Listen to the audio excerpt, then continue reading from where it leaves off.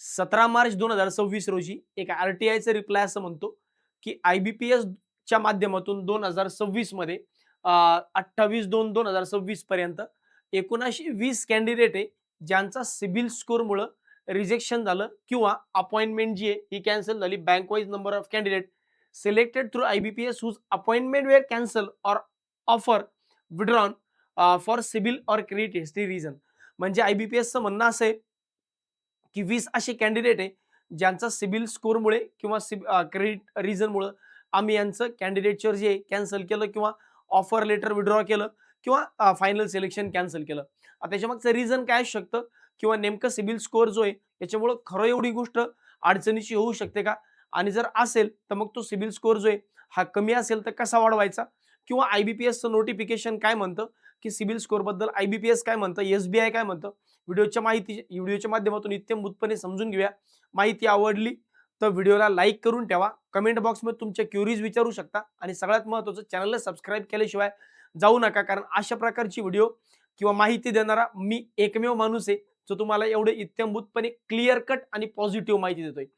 आता मागच्या वर्षभरात जर तुम्ही बघितलं, तर यांचं म्हणणं आहे की बँक ऑफ बडोदाने 3 कॅन्डिडेट, त्यानंतर कॅनरा बँकेने 6 कॅन्डिडेट, सेंट्रल बँक ऑफ इंडियाने 2, इंडियन ओव्हरसीज बँकेने 1, इंडियन बँकेने 1, पंजाब अँड सिंध बँकेने 4, पंजाब नॅशनल बँकेने 4, युको बँकेने 1.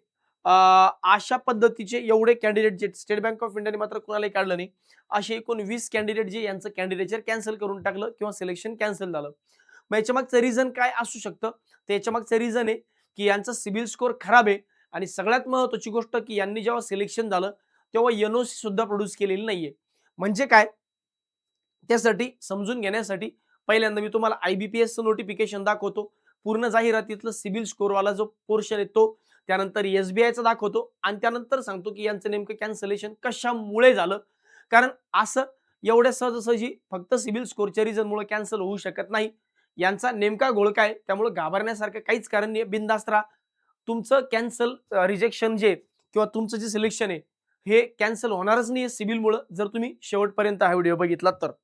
बरं मग मुद्दा येतो की आय-बी-पी-एसचं नोटिफिकेशन काय म्हणतं बघा. आय-बी-पी-एसचं नोटिफिकेशन काय म्हणतं सिबिल हिस्ट्रीबद्दल. तर candidate applying shall ensure that they maintain a healthy credit history at the time of joining. Healthy credit history म्हणजे काय?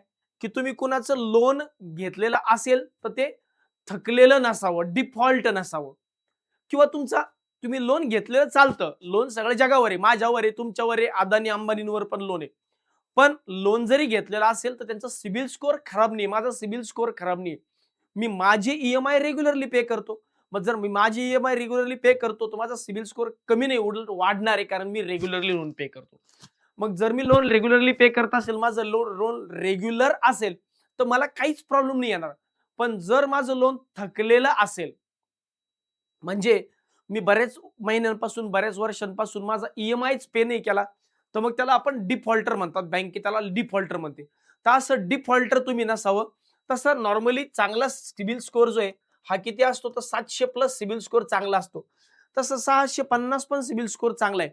650च्या खाली असेल तर मग थोडा सिबिल स्कोर खराब येतो. पण तुम्ही सिबिल स्कोर चेक करत बसू नका.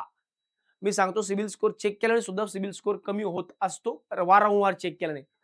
सिबिल स्कोर चेक करू शकता. पैसा बाजारावर सिबिल स्कोर तुम्ही चेक करू शकता. पॉलिसी बाजारावर, पैसा बाजारावर. पण गरज नाही चेक करण्याची. बरं. तर त्यांचं म्हणणं आहे की minimum credit score will be as per the policy participating bank amended from the time to time. तर चांगला स्कोर काय असू शकतो? तर तो आज नाही डिसाईड करता येईल. तो बँक टू बँक आणि टाईम टू टाईम व्हेरी करतो. पण मी म्हणतो 700 प्लस स्कोर हा खूप चांगला स्कोर आहे. बरं. जर मी लोन घेतलं, मी माझं लोन घेतलंय आणि माझं लोन डिफॉल्ट झालं किंवा मी माझं लोन थकवलंय, म्हणजे माझ्या वडिलांनी माझ्या नावावर लोन काढलं होतं आणि त्यांनी लोन भरलंच नाही कारण कर्जमाफी होते बरेचदा, किंवा मी एखाद्या मोबाईलवरून जे असतं ना ते छोटे-छोटे मनी पॉकेट वगैरे टाइपचे जे ॲप असतात, त्याच्यावरून पण मुलं लोन घेतात. तर त्याचा सुद्धा सिबिल स्कोरवर इम्पॅक्ट पडतो बरं का. त्यामुळं मोबाईलवरून जे छोटे-छोटे ॲप आहे त्याच्यावरून लोन घेत जाऊ नका. बरेचदा मुलं 2-2, 4-4 हजार, 5-5 हजार घेत राहतात. हालाकी पैसे 4-5 हजारचा विषय असतो, पण त्यापेक्षा मित्राकडून उधार घ्या, आई-वडिलांकडून घ्या, नातेवाईकाकडून घ्या, पण लोन घेऊ नका. कारण ते लोन जर डिफॉल्ट झालं त्याचा इम्पॅक्ट तुमच्या सिबिलवर पडतो. मग तसं जर झालं असेल तर बघा, those candidate whose status civil or either similar agencies has not been updated before the date of joining have to get either the status updated or produce NOC from the lender to the effect that there is no outstanding with respect to the accounts adversely reflected in the report, failing which the letter of offer may be withdrawn or cancelled. The final discretion in this regard remain the with the allotted bank. म्हणजे समजा मी SBI कडून loan घेतलंय किंवा एखाद्या private बँकेकडून loan घेतलं किंवा एखाद्या ॲपवरून लोन घेतलं आणि त्याच्या माझं लोन थकलं, माझा सिबिल स्कोअर खराब आहे. माझा सिबिल स्कोअर कमी झाला तर मी काय करणार आहे, मी काय करायचंय ते लोन रिपे करायचं किंवा रेग्युलराइज करून घ्यायचे. रिपे करू शकता, वन टाइम सेटलमेंट करू नका. वन टाइम सेटलमेंट केली तर प्रॉब्लेम मध्ये येऊ शकतात. OTS करू नका. लोन आयदर रिपे करा किंवा तुमच्या लोनचं रेग्युलराइज करून घ्या.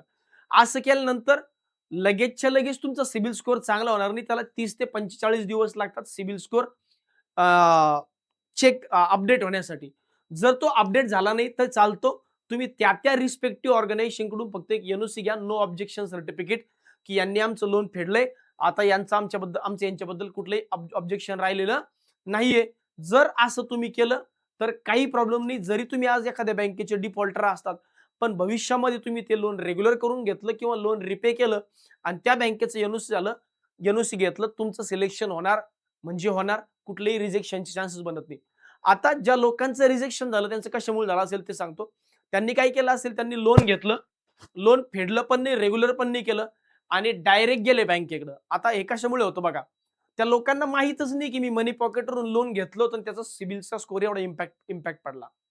आता जर त्यांनी ते केलं, आता काय असतं बघा, बरेच ऍप जे ते बंद पण पडून जातात. आता ते ऍप पडलं असेल बंद, हे त्यांच्याकडून NOC पण घेऊ शकत नाही.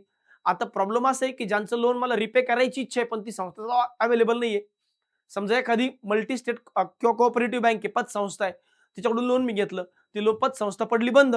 आता पतसंस्था बंद पडलीत, मी लोन रिपे करायला जाऊ तरी कोणाकडे, आणि मग सिबिल स्कोअर माझा अपडेट करता आला नाही किंवा NOC पण त्यांच्याकडनं भेटलो नाही. हा मोठा कन्सर्न झाला असावा आणि याच्यामुळे हा सगळ्या लोकांचा गोळ झालाय, लक्षात घ्या. त्यामुळे लोन घेताना बाबांनो आयदर पब्लिक सेक्टर बँकाकडून, प्रायव्हेट बँकांकडून नच घेत चला. जर तुम्हाला घ्यायचं असेल तर ते मनी पॉकेट, पेनी पॉकेट किंवा कुठलाही ऍप असेल, मला माहित नाही, मला हे पण माहित नाही मनी पॉकेट नावाचा ऍप आहे की मलाही माहित नाही, पण मला ते तोंडात आलं म्हणून मी सांगून दिलं. म्हणजे कोणतरी मला बोललं होतं तर म्हणून मी क्लिअर सांगतोय की कुठल्याही ऍपवरून वगैरे असं लोन घेत जाऊ नका. तर लोन घेणं हा काही गुन्हा नाही. लोन थकणं होऊ शकतं, लोन थकलंय, पण जर लोन थकला असेल तर जेव्हा तुमचं सिलेक्शन होईल किंवा जेव्हा तुम्ही जॉईन करणार आहे त्याच्या अगोदर त्या बँकेचं NOC घ्या, सबमिट करा, काहीच प्रॉब्लेम येणार नाही. This clause does not apply to candidate candidates with no bank account. माझं आयुष्यात जिंदगीत आजपर्यंत कधी बँक अकाउंट निघले, तुम्हाला काहीच ताण नाही, तुम्ही जगात सर्व सुखी आहे, तुम्हाला ताण घ्यायची गरजच नाही. दुसरी गोष्ट, this requirement is not preconditions to apply. म्हणजे फॉर्म भरण्याच्या अगोदर ही कंडिशन लागू पडावी असं काही कंपल्सरी, फॉर्म भरताना हे सगळं चालतं, जेव्हा सिलेक्शन होईल तेव्हाचा हा मुद्दा आहे. त्यामुळे फॉर्म भरण्याच्या अगोदर हे क्लिअर असावं का, असं काही टेन्शन घेऊ नका. नाही तर बसता लोन भरतो, सिलेक्शन झालं, प्रॉब्लेम येईल, सत्यानाश व्हायचा, पैसे जायचे, बाबू जायचे, दशमे जायच्या. जेव्हा नोकरी लागेल तेव्हा किंवा फायनल सिलेक्शन होईल तेव्हा हे करा. SBI सुद्धा सेम म्हणतं. हे SBIचं नोटिफिकेशन, ते मागचं जे होतं हे IBPS नोटिफिकेशन मधला हा क्लॉज आहे. हा SBI क्लर्कच्या नोटिफिकेशन मधला क्लॉज आहे. The candidate who have defaulted in repayment any under any lending arrangement with banks or NBFC including credit card dues and have not regularized repaid their outstanding under the render their under till the date of issuance of letter of offer appointment by the bank shall not be eligible for appointment for the post. म्हणजे काय, जर मी एखाद्या बँकेकडून loan घेतलंय आणि ते मी repay केलं नाही किंवा रेग्युलराइज केलं नाही तर माझं ऑफर लेटर यायच्या अगोदर मी ते क्लिअर करायला पाहिजे. ऑफर लेटर आलं मग क्लिअर केलं तर मग प्रॉब्लेम नाही. तो ऑफर लेटर यायच्या अगोदर त्याला आयदर काय करा म्हणे, रेग्युलराइज करा किंवा रिपे करा. बरं, पुढे काय सांगितलं, हाऊएव्हर कॅन्डिडेट हू हॅव रेग्युलराइज और repay such outstanding on or before the date of issuance of offer letter offer of the appointment but whose civil status has not been updated shall on or before the date of joining have to either get civil status updated or produce NOC from the lender. म्हणजे माझं offer letter यायच्या अगोदर मी पैसे भरले sir, काही problem नाही, मी पैसे भरले, पण 30 ते 45 दिवसात अपडेट व्हायला लागतो. मग पुन्हा तोच विषय की जर तुमचं सिबिल अपडेट झालं नाही, तुम्ही त्या बँकेकडून एन-ओ-सी घेऊन जा आणि एन-ओ-सी सादर करा. एकदम क्लिअर कट मुद्दा आहे भैय्या. एक तर लोन घेऊच नका. घेतलं तर रेग्युलर ठेवा. रेग्युलर नाही राहिलं, डिफॉल्ट झालं, तर सिलेक्शन व्हायच्या अगोदर त्यांचे पैसे त्यांना वापस नेऊन द्या किंवा रेग्युलर करून घ्या आणि एन-ओ-सी बँकेला सबमिट करा. काहीच प्रॉब्लेम नाही. एवढं सोपं आहे. एवढं सोपं आहे. त्यामुळे टेन्शन घ्यायची गरज नाहीये. त्यामुळे ते एका नोटिफिकेशनवरून भरते मरणाचे फोन करतायत लेकरं मला. तर फोन बिन करू नका, टेन्शन घेऊ नका. काहीच होत नाही. मी सांगतोय. सगळ्यात शेवटचा मुद्दा येतो, की आता जे झालंय ते झालंय. काय करावं आता? जो हो गया सो हो गया. आता काय करू? पुढे काय करू? सिबिल स्कोर वाढवायचा असेल तर काय करू? काही नाही, एक क्रेडिट कार्ड घ्या. कुठल्याही कंपनीचं, कुठल्याही बँकेचं क्रेडिट कार्ड घ्या. समजा त्या क्रेडिट कार्डची लिमिट 1,00,000 आहे. त्या क्रेडिट कार्डची जी लिमिट आहे, ही 1,00,000 आहे फॉर एक्झाम्पल 1,00,000 आहे. तर 1,00,000च्या 30% पर्यंतच लिमिट यूज करा. याला म्हणतात credit utilization ratio credit utilization ratio CUR म्हणतात त्याला. तर हा क्रेडिट युटिलायझेशन रेशो जो आहे हा 30%च्या आत ठेवा.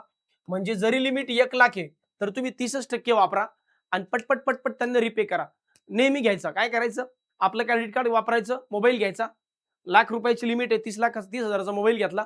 लगेच 30,000 भरून टाकले. लगेच काही दिवसात भरून टाकले. ड्यू डेट पण वाट बघू नका. पटपट 30-30, 40-40 दिवसाच्या हिशोबाने जर हे केलं, तर तुमचे क्रेडिट स्कोर अपडेट होत चालतील. क्रेडिट हिस्ट्री चांगली होईल. आपण काय करतो, 1,00,000चं लिमिट असले की पूर्ण 1,00,000 वापरून घेतो. भैय्या याचा अर्थ असा होतो, की तुमचं पूर्ण डिपेंडन्सी क्रेडिटवर चालली आहे. तुम्ही सगळं लोनवर डिपेंड आहे. मग तुमचा क्रेडिट स्कोर चांगला होणार नाही, सिबिल स्कोर चांगला होणार नाही. जर तुम्हाला क्रेडिट स्कोर चांगला करायचा आहे, तर जेवढी लिमिट आहे त्याच्या 30%च लिमिट यूज करायची आणि रिपेमेंट प्रॉम्प्टली करायचं. दिलेल्या दिवसांच्या अगोदर करायचं किंवा दिवस त्या दिवशीपर्यंत करायचं. पटपट हे जर केलं 3-3, 4-4 महिन्याच्या गॅपने तर ऑटोमॅटिक सिबिल स्कोर वाढतो. आणि जर सिबिल स्कोर तुमच्या बँकेत अकाउंटच नसेल तर काही स्थान घेऊ नका. काही टेन्शन घेण्याची गरज नाही. तर एवढाच मुद्दा होता. एकदम क्रिस्टल क्लिअर आहे. परत एकदा सांगतो, लोन घेऊ नका मोबाईल ॲपवरून कुठल्याही. ते ॲप जर बंद पडलं तर आपल्या आयुष्याचा सत्यानाश होऊ शकतो. पहिली गोष्ट.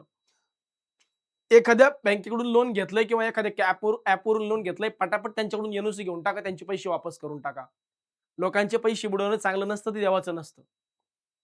दुसरी गोष्ट, घेतलंय लोन डिफॉल्ट झालंय, काही हरकत नाही, पैसे देऊन टाका. त्यांच्याकडून एन-ओ-सी घेऊन टाका, संपला विषय. तिसरी महत्त्वाची गोष्ट, क्रेडिट स्कोर वाढवायचा आहे. एखादं क्रेडिट कार्ड घ्या. त्याच्या 30%च अमाउंट युटिलाइज करा. पैसे वेळेवर रिफंड करा. क्रेडिट स्कोर चांगला होऊन जाईल. That's it. एवढंच सांगायचं होतं. बाकी टेन्शन घेऊ नका. अशाच टेन्शन फ्री व्हिडिओसाठी सारथी एज्युकेशनच्या YouTube चॅनलला सबस्क्राईब करून ठेवा. सो दॅट असं टेन्शन मी तुमचं नेहमी रिलीज करत जाईल. बाकी व्हिडिओ कसा वाटला डेफिनेटली कमेंट बॉक्समध्ये कळवा आणि व्हिडिओला लाईक आणि चॅनलला सबस्क्राईब करायला विसरू नका. भेटूया पुढच्या व्हिडिओमध्ये. तोपर्यंत take care. Bye bye. Thank you very much.